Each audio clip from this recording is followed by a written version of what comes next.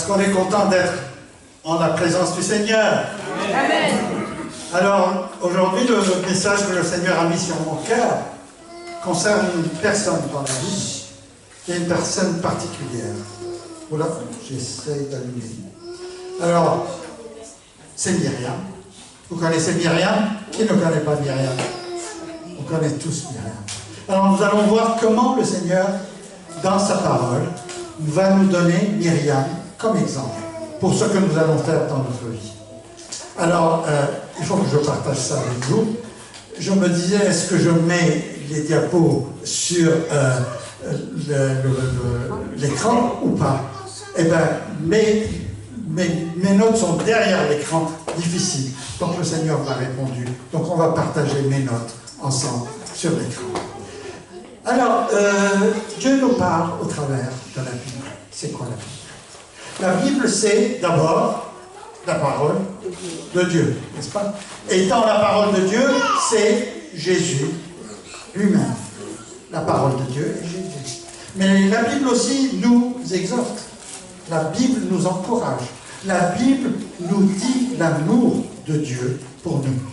Est-ce que nous sommes prêts à entendre ce message qui est dans la parole de Dieu? La Bible nous parle aussi par les événements qui se sont passés, par l'exemple. Et Myriam est un de ces exemples.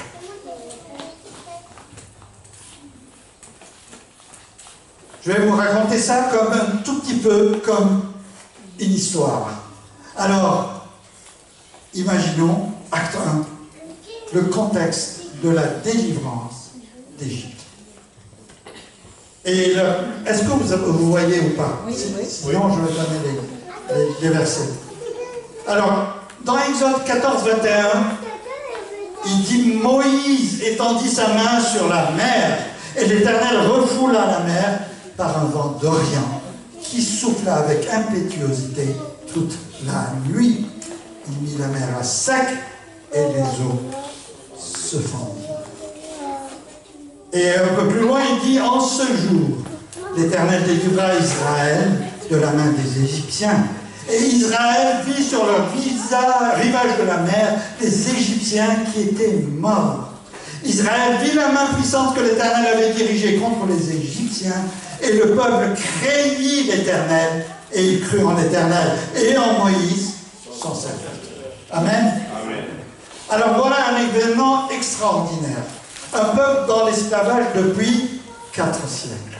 4 siècles se sont passés en Égypte entre Joseph et cet événement qui est en train de se passer devant pratiquement nos yeux, comme cela est très bien relaté dans la parole de Dieu. Et pendant ces 4 siècles, le peuple a été comment? Traité injustement. Il a été traité comme des esclaves. Ils étaient esclaves d'un système, esclaves à tel point qu'on leur mettait encore plus de la paille dans leurs briques pour que ce soit encore plus difficile à fabriquer et à faire. Et pendant ces 4 siècles, le peuple grandissait en nombre. Et quand ils quittèrent l'Égypte, ils en étaient à 600 000 hommes.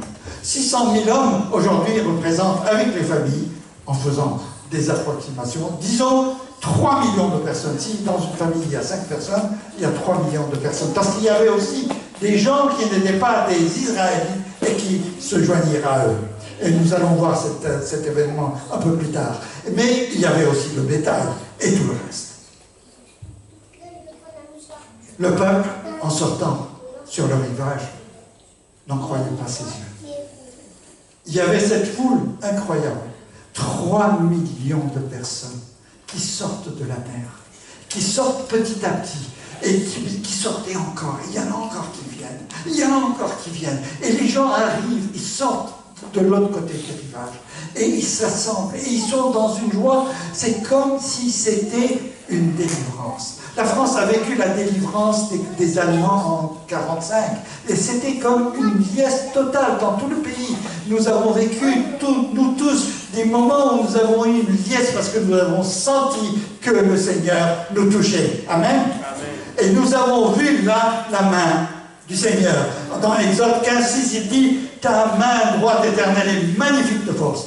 Et l'a écrasé, l'ennemi. » C'est le peuple qui chante cela. Ta droite, dit la version du second, ta droite, ô Éternel, a signalé sa force. Ta droite, ô Éternel, a écrasé l'ennemi. Il chante encore. Par la grandeur de ta majesté, tu renverses tes adversaires. Ils sont dans un état d'extase extraordinaire. Dans ces acclamations, poussés par Dieu, Myriam va faire quelque chose d'extraordinaire. Alors que le peuple est en liesse et qui se réjouit, voilà que Myriam va prendre une initiative. Alors, qui est Myriam? Myriam est la sœur de Moïse. À l'époque de ces événements, Moïse a quel âge? 80. 80. C'est incroyable. Moi, quand j'en ai 70, comme aujourd'hui, je me dis comment est-ce possible qu'il ait commencé son ministère 10 ans après mon âge. C'est quelque chose d'incroyable. Puisqu'il était à 40 ans, il a quitté l'Égypte et il est resté 40 ans dans le désert. Donc il avait 80 quand Dieu l'a appelé. Mais Myriam était là à sa naissance. Myriam était là à sa naissance. Alors, et elle était pratiquement avec ses sens. Ce n'était pas un bébé, une gamine, puisqu'elle était auprès de la fille de Pharaon. Donc Myriam a, disons un chiffre, 80, 95 ans. Et voilà que Myriam est toujours aussi libre. À 95 ans, à 90 ans, je ne sais pas. Aaron, ah ben c'est pareil. Aaron c'est le fils, le frère aîné de Moïse. Donc il est encore plus âgé. Et c'est le frère aîné. Donc il est encore plus âgé que Myriam. Et on se dit, mais Seigneur, comment est-ce possible que des personnes comme cela puissent être aussi dynamiques pour le service? Et toi? Et nous allons regarder chaque fois ce « et toi » et nous. Et nous allons nous poser des questions pendant ces moments que nous partageons ensemble. Où en es-tu avec tout cela? Où est ta dynamique pour le Seigneur? Tu as quel âge? 5 ans, 10 ans, 20 ans, 40 ans? Où est ta dynamique? Et nous allons voir la dynamique de Myriam tout à l'heure. Est-ce que, comme Myriam va réagir, parce qu'elle va entraîner les femmes aussi par la liesse, est-ce que nous avons un zèle suffisant pour entraîner les autres dans cette joie d'appartenir au Seigneur? Alors nous allons nous tourner vers le voisin et dire « Je veux être avec toi en présence du Seigneur ». Alors, disons-le. C'est un zèle qui ne peut venir que par le Saint-Esprit. Ce n'est pas un zèle qui peut venir de nous-mêmes. À 21, voilà ce que la parole de Dieu dit. Marie, la prophétesse, sœur d'Aaron, prit à la main un tambourin. N'oubliez pas son âge. Et j'admire par exemple notre sœur Marie Mosonga qui fait cela. Elle a le plaisir de bouger l'ambiance. Marie, la prophétesse sœur d'Aaron, prit à la main un tambourin, et toutes les femmes vinrent après elle, avec des tambourins et en dansant. Marie, la prophétesse, sœur d'Aaron, prit à la main un tambourin, et toutes les femmes, comme je le répète, vinrent après elle avec des tambourins en dansant. Et Marie répondait aux enfants d'Israël, « Chantez à l'Éternel, car il a fait éclater sa gloire. Il a précipité dans la mer le cheval et son cavalier. » C'est magnifique à son âge. C'est magnifique aujourd'hui qu'à tout âge, nous puissions avoir cet enthousiasme pour le Seigneur. Il est important que quand nous commençons, et nous allons commencer, et nous avons commencé cette assemblée, que nous ayons cet enthousiasme. Est-ce que nous avons le tambourin dans notre main? Est-ce que nous entraînons nos frères, nos sœurs en disant venez chanter et danser et louer et adorer et écouter le Seigneur? Est-ce que nous sommes capables de faire ça? Amen. Amen.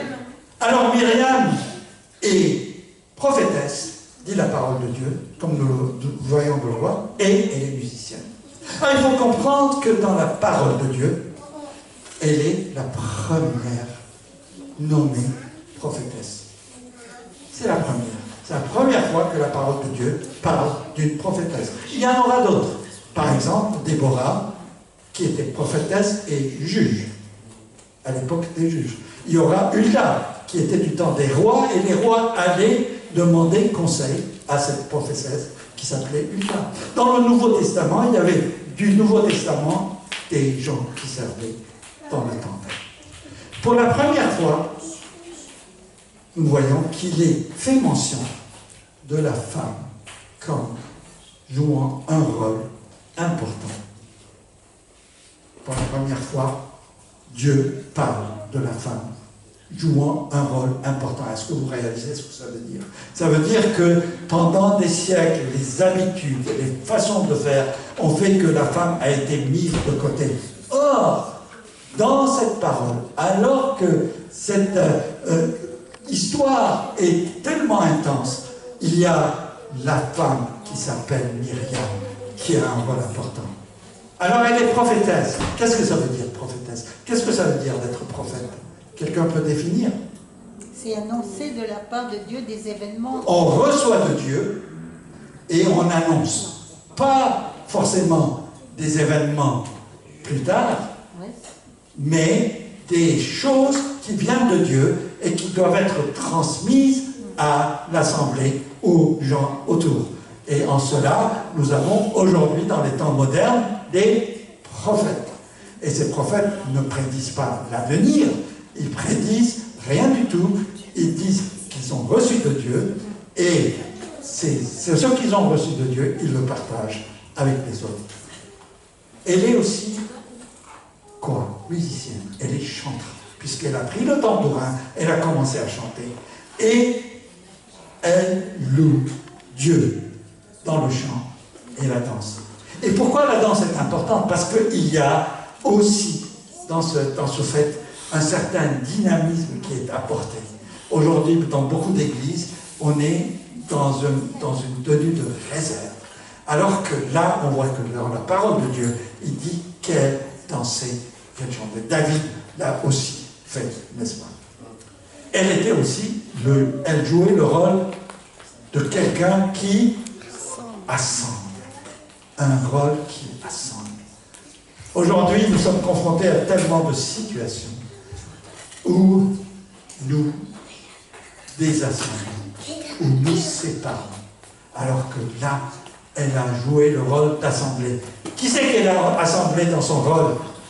Elle a assemblé les femmes autour d'elle, alors que les femmes étaient pratiquement en dehors, en marge de la société de l'époque.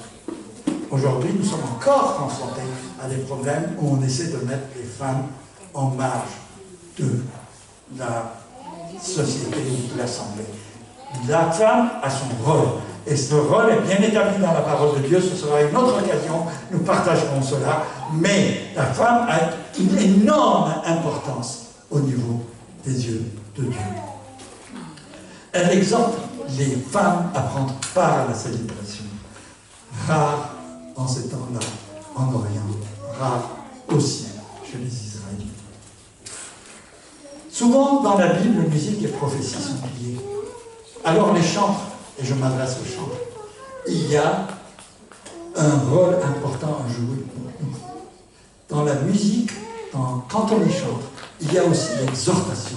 Il y a à demander au Seigneur que nous soyons inspirés par des paroles d'encouragement que nous partageons avec les autres. Alors, il est important de savoir que quand nous nous engageons en tant que chanteur, en tant que musicien, nous avons aussi des responsabilités de cette sorte.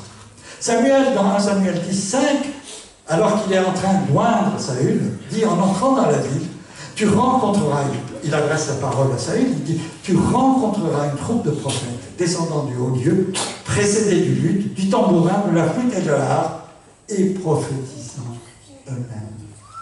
Alors les prophètes prophétisaient, mais ils chantaient en même temps, parce qu'il y avait la louange dans leur bouche.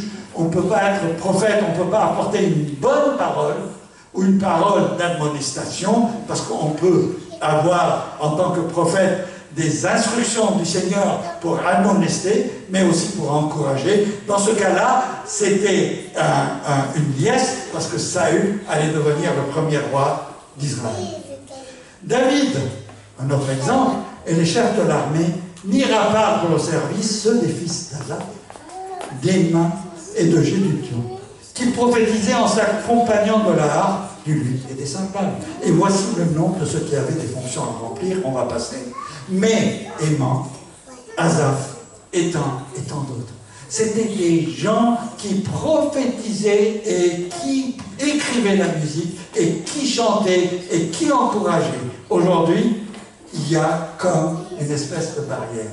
Alors, nous sommes encouragés à composer, à chanter, à donner, à partager avec les autres. Ce n'est pas simplement prendre et laisser de côté, c'est prendre ce que le Seigneur nous donne. Et le Seigneur donne un talent à chacun. Amen. Amen. Nous avons vu notre sœur Gladys aujourd'hui partager des poèmes. Je sais que ma petite femme écrit de merveilleux poèmes aussi. Alors, je vais l'encourager aussi à partager ses poèmes avec nous. Alors, je sais que Marie-Hélène a un talent aussi pour écrire, pour composer et mettre cette chose en application, en pratique, cette application. Et nous, comment percevons-nous la voix du Seigneur? Comment percevons-nous la louange? Deux questions importantes. Deux questions importantes. Est-ce que la louange est pour vous une satisfaction personnelle? On va essayer de répondre.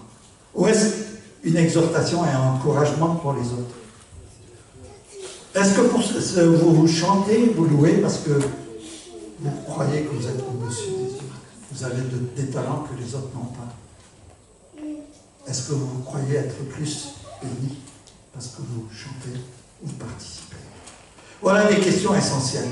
Et beaucoup, dans nos communautés, dans les assemblées, dans les églises, sont confrontés à cette situation où ils pensent que parce qu'ils élèvent la voix et qu'ils prient beaucoup, où ils pensent que parce qu'ils ont reçu quelque chose que les autres n'ont pas reçu, se veulent mettre au-dessus des autres. Ça, ce n'est pas biblique. Ce que la Bible dit, c'est que nous sommes là pour écouter le Seigneur nous dire ce qu'il a à nous dire.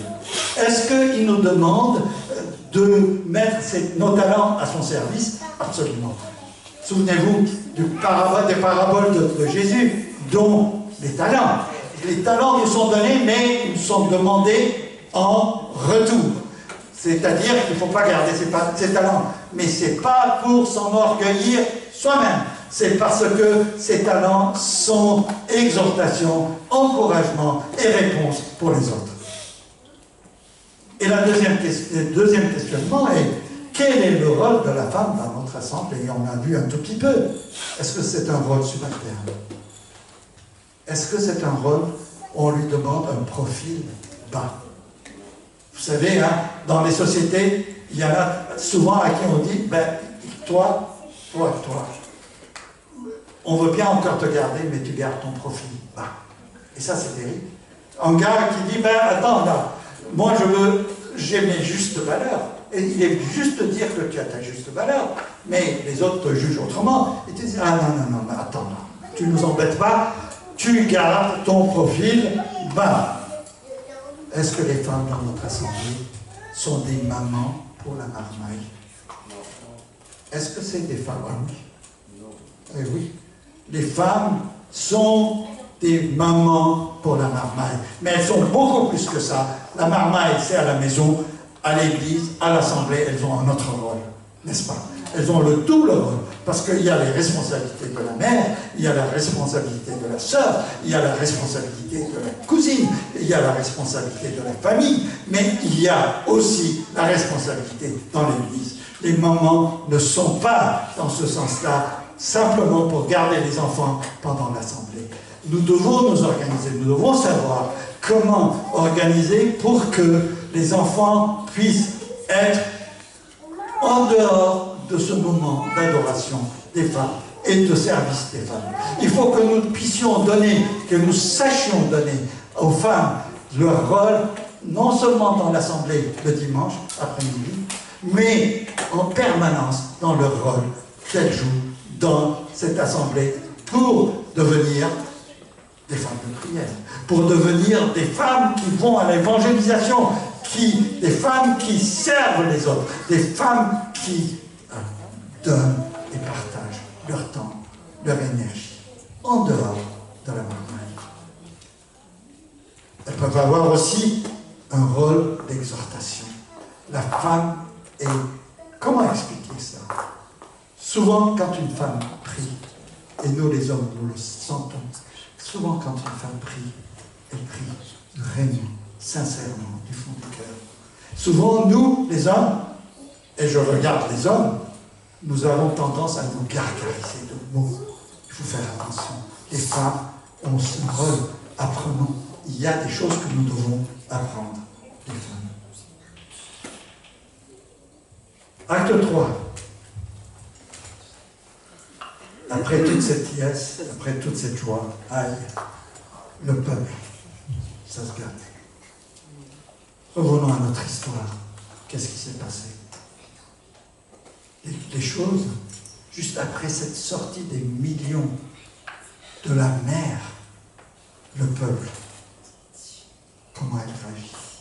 Le peuple réagit de manière indigne. Les murmures montent, les bouches se délient. Ah, tu sais, Moïse, on était mieux. Ah, tu sais, ceci. Ah, tu sais cela. Nous sommes dans un contexte d'agitation extraordinaire. Et de révolte et de campagne.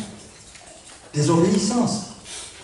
Complète contre la manne, contre l'eau, contre les lois, voulant d'autres dieux. C'est un contexte terrible. Et Dieu, il voit. Il s'attriste. Mais il s'attriste, il châtie et sanctionne. Alors, quand les Israélites sont sortis de la mer, c'était comme un baptême sans eau, puisqu'il n'y avait pas d'eau. Là où ils ont traversé, il n'y avait pas d'eau. Mais c'était comme si c'était un baptême. C'est quelque chose de très important. Ça veut dire qu'ils étaient entrés en nouveauté de vie. Pas spirituellement, parce qu'ils ne connaissaient pas encore tout cela, mais ils étaient entrés en nouveauté de vie avec une coupure, j'allais dire, éternelle, avec ce qui était leur esclavage. Aujourd'hui, nous sommes aussi, par la nouvelle naissance, coupés du monde de l'esclavagisme au péché, parce que le péché est pris par le Seigneur sur la croix. N'est-ce pas? Alors, cette analogie est importante. Nous sommes baptisés par l'Esprit, par le feu, par l'eau. Et nous sommes au bénéfice de cette relation extraordinaire avec le Seigneur. Beaucoup se révoltèrent au point que l'idolâtrie est rentrée dans leur rang. Dans Nombre 3 et 4, il dit « Nadab et Abihu moururent devant l'Éternel lorsqu'ils apportèrent devant l'Éternel du feu étranger. » Est-ce que dans nos églises, nous faisons entrer du feu étranger? Je veux dire, beaucoup de gens sont dans la compromission. Un pied dans le monde, un pied au dehors. Et cette compromission est une chose terrible. Pourquoi elle est terrible? Parce qu'on a un visage de gens qui sont en présence du Seigneur. Mais dans notre cœur, nous avons un morceau pour le Seigneur et un autre morceau pour autre chose. Moïse et Aaron seront eux-mêmes exclus de la terre promise. Pourquoi? Parce qu'ils avaient aussi introduit la colère, ils avaient introduit le péché dans leur cœur. Ils avaient introduit la désobéissance. Et Dieu ne va pas leur donner cette opportunité. Ils vont être jusqu'au bout. Ils vont voir la terre promise. Moïse, mais ils n'y entreront pas. Sommes-nous dans un état de révolte intérieure? Est-ce que notre révolte est contre Dieu?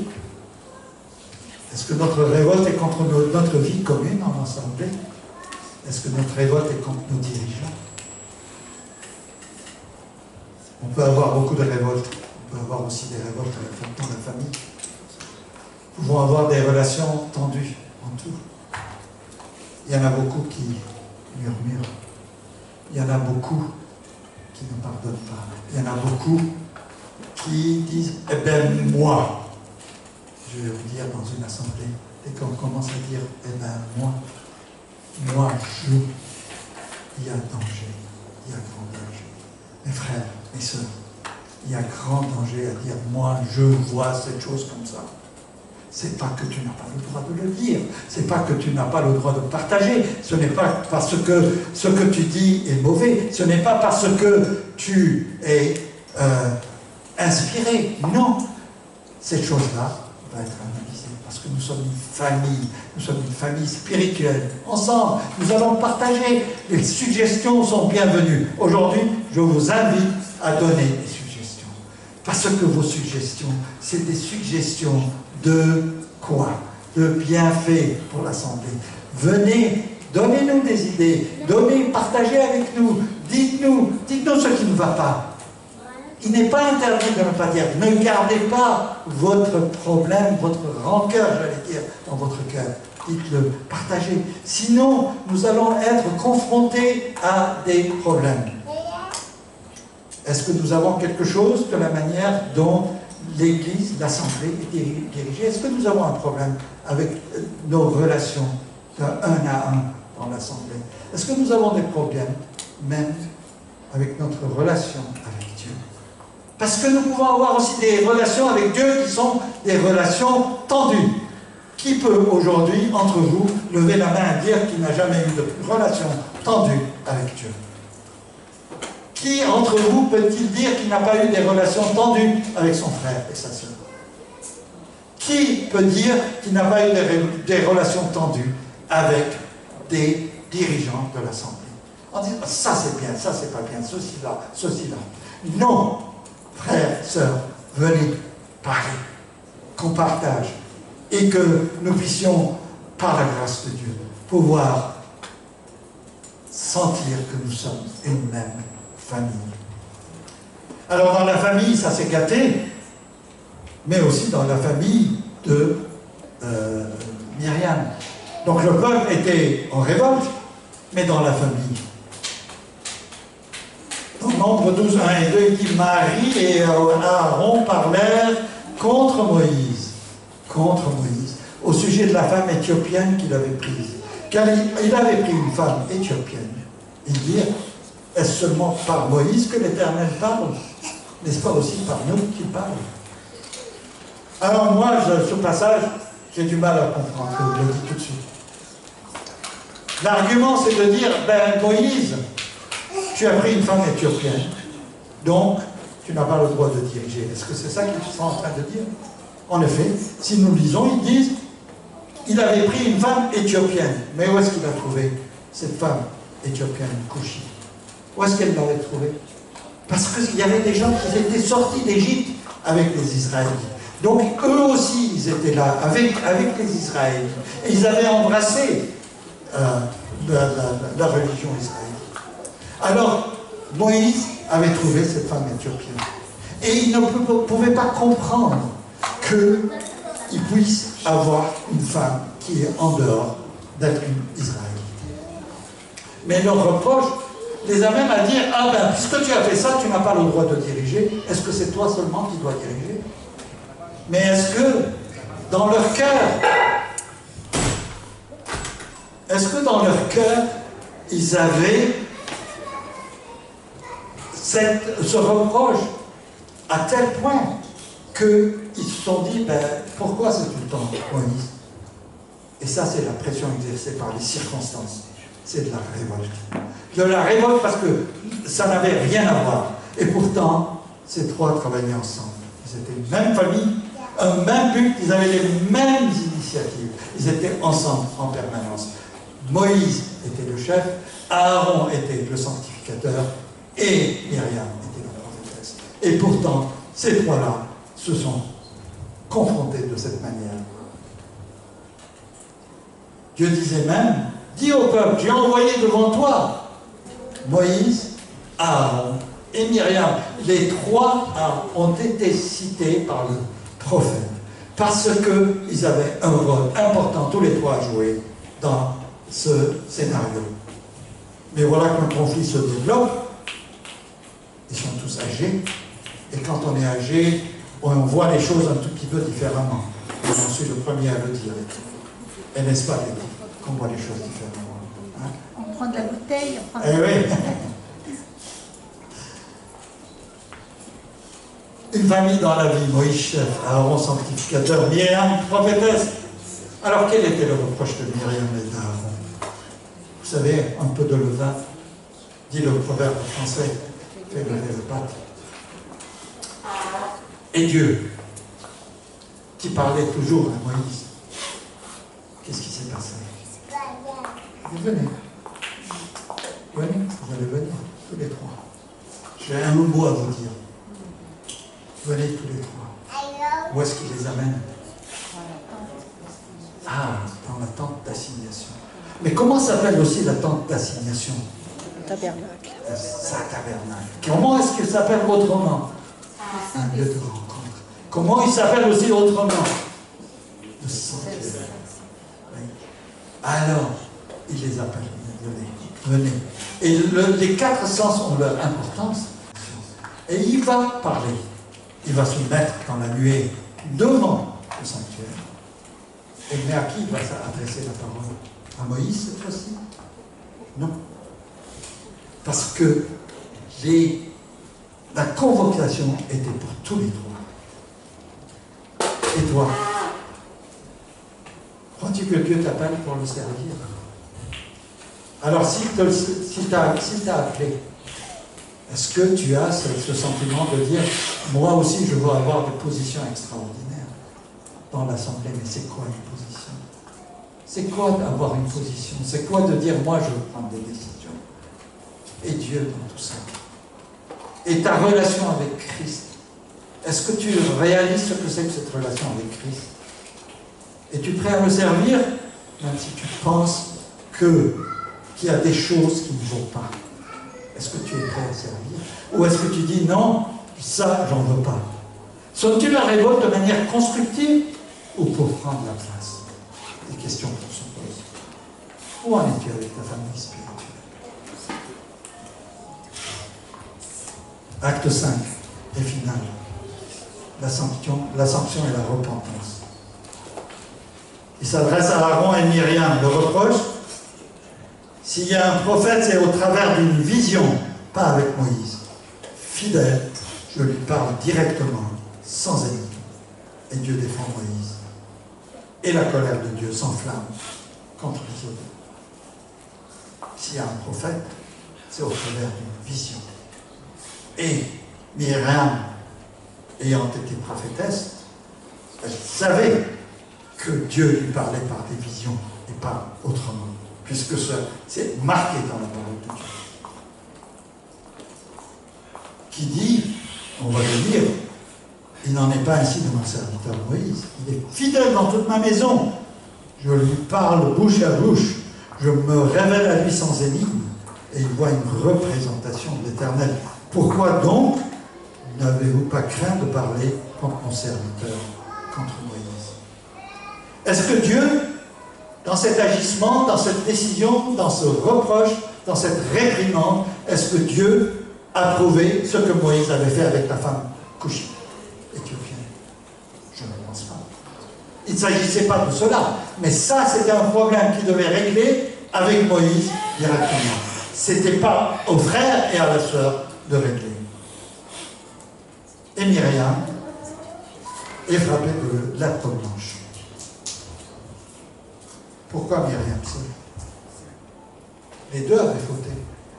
Les deux étaient de connivence. Pourquoi Aaron, avec le veau d'or, n'a pas été condamné par le Seigneur? Cela paraît extraordinaire. Pourquoi Aaron, dans cette situation, n'est pas condamné? Parce qu'il est souverain sacrificateur. Parce qu'il est souverain sacrificateur. Parce qu'il est souverain sacrificateur.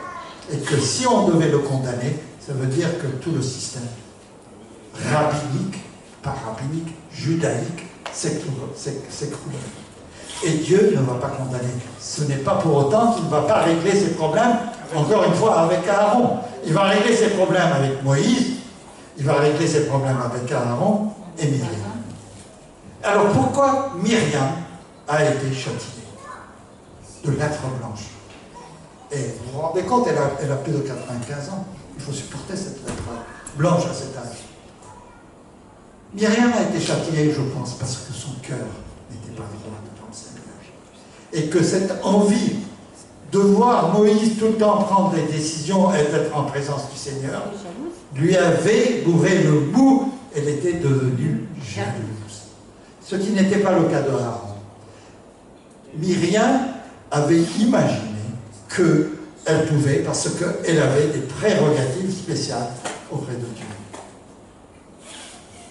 Grand moment d'intensité devant l'Éternel. Myriam réalise. Elle regarde son frère. Son frère réalise. Il prend la parole pour les deux. Et il admet sa folie. Et il se repent. Puis il se tourne vers Moïse, il dit, Moïse, parle à l'Éternel. Et Moïse parle à l'Éternel, il dit, vers l'Éternel, gros moment d'intensité.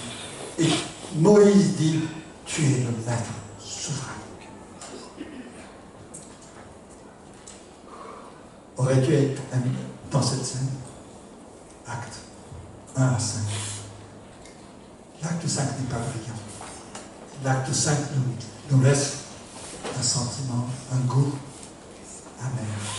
Parce que nous ne savons pas si Myriam, plus tard, s'est repentie. Mais Dieu l'a utilisé quand même, plus tard. La parole de Dieu ne dit pas que Myriam s'est repentie de cette situation. La question qu'on se pose, Dieu est-il souverain dans toutes les circonstances de notre vie? Même si ça ne nous plaît pas, forcément. Il y a des moments où on se dit, mais Seigneur, c'est pas juste. Seigneur, c'en est trop. Seigneur, j'en peux plus. C'est trop difficile. Et Myriam, peut-être, aujourd'hui, on l'appellerait du burn-out. Elle avait peut-être du burn-out, à avoir servi le Seigneur pendant tellement et tellement d'années qu'elle n'en pouvait plus.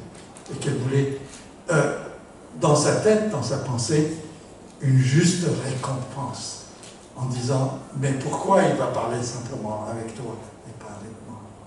Et pourtant, le Seigneur parlait directement puisqu'il était prophétesse. Y a-t-il repentance dans ton cœur quand des situations comme ça se présentent? Est-ce que cette repentance t'amène au pied de la croix? Est-ce que cette repentance te dit, mais Seigneur, finalement, cette assemblée, c'est la tienne, c'est pas la mienne. Moi, je ne suis pas à moi, je suis à toi. Mon entourage, ils ne s'appartiennent pas, ils t'appartiennent à toi. Est-ce que nous sommes dans cette repentance pour se dire qu'on a, comme dit Moïse, 70 ou 80 ans à vivre sur cette terre et partir en poussière? Est-ce que notre passage nous marque à tel point de savoir que nous avons les yeux rivés vers l'éternité? Nous ne sommes pas ici pour se faire plaisir. Nous sommes ici parce qu'il a créé l'homme pour qu'il que la relation de Dieu avec nous, c'est qu'il recherche des vrais adorateurs, qu'il adore en esprit et en vérité. Ce n'est pas parce que nous sommes bénis ici et là que nous allons réagir de manière à dire « Ah oui, merci Seigneur, tu m'as donné ça, donne-moi aussi autre chose. » Mais Dieu ne regarde pas, il ne te donne pas parce qu'il veut te donner. Il veut bien sûr te donner, mais il te donne parce que tu es son enfant. Et il te donne parce qu'il voit ton cœur. Il a regardé le cœur de Moïse. Moïse n'était pas un saint. Moïse n'était pas un saint. David n'était pas un saint. Salomon n'était pas un saint. Il y en a tellement d'autres, des exemples dans les plus marquants. Ce n'étaient pas des saints dans le sens que nous comprenons aujourd'hui. C'était des saints dans le sens qu'ils étaient mis à part par le Seigneur. Être saint, c'est cela. Et que le Seigneur fasse que nous puissions vraiment être dans cette situation.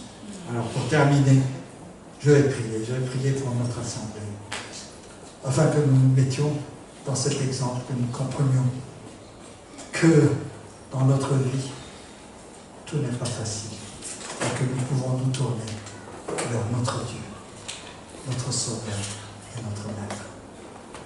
Inclinons nos têtes. Seigneur Dieu, nous venons vers toi parce que nous savons nos limites. Nous venons vers toi parce que, Seigneur, combien de myriades habitons nous. Nous venons vers toi parce que, Seigneur, tu nous touches, tu nous exhortes, tu nous encourages et nous partons à gauche, à droite, dans nos pensées. Nous voulons faire des choses à notre manière, sans regarder ce que tu nous as dit au départ. Seigneur, tu nous exhortes à regarder ta face. Et ta face, nous pouvons la trouver que devant Jésus. Alors Seigneur, nous nous inclinons devant Jésus. Et nous voulons te dire, Seigneur, que nous sommes limités. Nous sommes limités dans nos façons de faire, nous sommes limités dans nos talents, nous sommes limités dans le potentiel que tu nous as donné. Mais tu nous en as donné un bout. Et nous voulons te servir, Seigneur, du mieux, des compétences que tu nous as données. Et Seigneur, dans cette quête, on te demande à ce que tu nous guides par ton Esprit Saint. Alors nous demandons, Seigneur, que nous puissions regarder ton Esprit Saint dans nos cœurs, que nous puissions abattre les murailles de séparation, que nous érigeons nous-mêmes, parce que, Seigneur, il y a la désobéissance dans nos cœurs et qu'il y a l'ingratitude plutôt que la gratitude. Nous voulons tous demander pardon, Seigneur. Nous voulons aller d'un même allant en disant qu'il ne s'agit pas de nous. Il ne s'agit pas de notre satisfaction personnelle. Il s'agit de toi, Seigneur. Que cette assemblée qui se réunit ici, Seigneur, toutes les semaines, que cette assemblée, Seigneur, puisse être soudée autour de toi et que nous demandions ta bénédiction en constance et ta main bénissante puisse nous transformer en nouveauté de relation, en nouveauté de vie.